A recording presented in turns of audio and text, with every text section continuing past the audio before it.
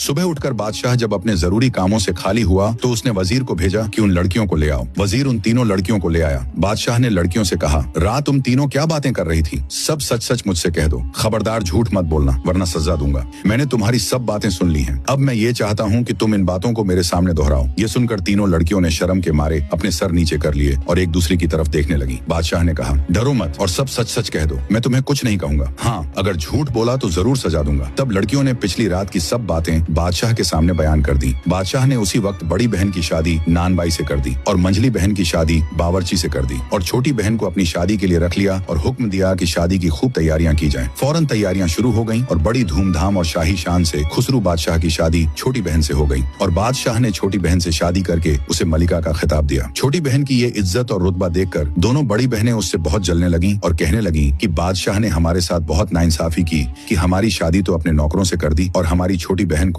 अपनी मलिका बना लिया। अब कोई ऐसी तरकीब करो कि किसी तरह बादशाह हमारी छोटी बहन का दुश्मन हो जाए और उसकी इज्जत न करे। गर्ज ये दोनों बहनें उस बेचारी से इतनी जलने लगी कि बस चलता तो उसे कच्चा चबा जाती। मलिका बहन ऐसी नेक और अच्छी बीबी थी कि वो अपनी दोनों बहनों की बहुत खातिरदारी करती और उन्हें अच्छी अच्छी चीजें दिया करती थी। मगर ये दोनों बहनें इसी फिक्र में रहती थी कि ऐसी तदबीर करें कि अपनी छोटी बहन को बादशाह की नजरों से गिरा दें। एक बार ऐसा हुआ कि छोटी बहन मलिका को बुखार आने लगा। ये दोनों बहनें उसकी मजाज पुरसी को आईं और मलिका से कहने लगी, तुम्हारी बीमारी से हमें बहुत फिक्र रहता है, अगर कहो तो हम दोनों बहनें इस जगह तुम्हारी खिदमत में रहा करें और अपने हाथ से तुम्हारा काम किया करें। मलिका ने कहा, मुझे इससे बढ़कर और किस बात में खुशी हो सकती है कि तुम दोनों बहनें मेरे पास रहो, मगर मैं बादशाह सलामत की इजाजत के बिना नहीं रख सकती। तुम अपने अपने शौहरों से कहो कि बादशाह सलामत से इजाजत ले लें। अगर उन्होंने इजाजत दे दी तो फिर शौक से मेरे पास रहना। ये सुनकर दोनों बहनों ने अपने अपने शौहरों को बादशाह के हुजूर में भेजा और मलिका के पास रहने की इजाजत मांगी। बादशाह ने अपनी मलिका से पूछा, तुम्हारी क्या सलाह है? तुम्हारी बहनों को तुम्हारे पास बुला दूं? मलिका ने कहा, आपकी मेहरबानी होगी, बुलवा दें। बादशाह ने फौरन हुक्म दिया, मलिका की दोनों बहनों को बुलाया जाए। जब दोनों बहनें महल में आ गईं तो बहुत खुश हुईं।